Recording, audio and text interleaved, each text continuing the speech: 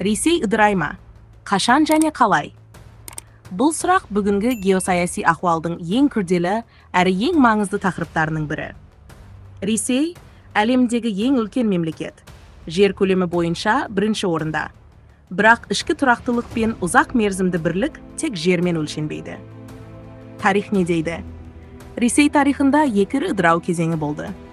Біріншісі 19 ғасырдың соңында патшалық Ресей құлаған кезде.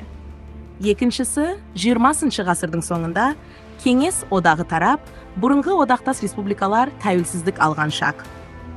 Екеуінде де ортақ факторлар байқалды. Экономикалық күйреу, биліктегі дағдарыс, ұлттар мен аймақтардың тәуелсіздігі. Қазіргі жағдай қандай? Бүгінгі Ресейде де осындай белгілер байқалып келеді. Соғыс. Украинадағы соғыс Ресейге қымбатқа түсіп жатыр. Санкциялар. Батыстың қысымы экономиканы әлсіретуде. Ішкі наразылық. Халықтың әл-ауқаты төмендеп, әлеуметтік әділетсіздік тереңдеуде. Сонымен қатар, билік транзиті мәселесі туындап отыр. Егер Владимир Путин биліктен кетсе, ел ішінде саяси вакуум пайда болып, тұрақсыздық орын алуы мүмкін. Ресейдің ішкі құрылымы. Ресей Федерациясы 85 субъектіден тұрады. Оның ішінде 22 ұлттық республика, 9 өлке, 4 автономды округ. Татарстан, Башқұртстан, Якутия, Шешенстан, Дағыстан секілді республикалардың әрқайсысының тарихи тілдік мәдени ерекшелігі бар. Егер орталық әлсіресе, бұл аймақтар өз дербестігін талап етуі мүмкін. Сарапшылар болжайтын сценарийлер: бірінші, федерализацияның күшеюі.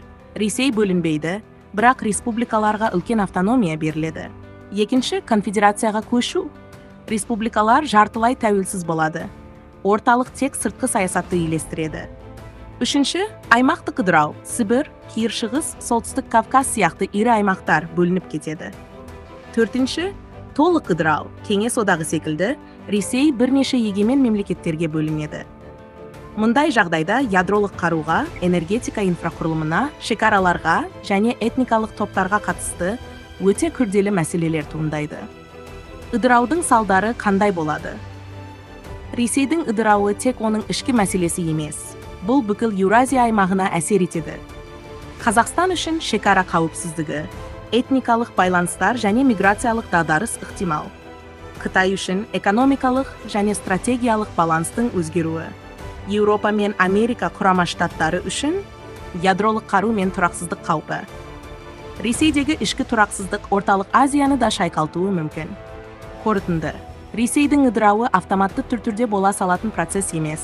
Бұл өте күрделі, қайшылыққа толы тарихи факторлармен, ішкі сыртқы қысымдармен байланысты. Бірақ бұл туралы ашық айту, болашақ сценарийлерге дайын болу, көреген саясаттың белгісі. Қазақстан мен көршілес елдер үшін ең бастысы бейбітшілік пен тұрақтылықты сақтау. Себебі бір елдің күйреуі екінші ел үшін мүмкіндік емес, қауіп болуы мүмкін.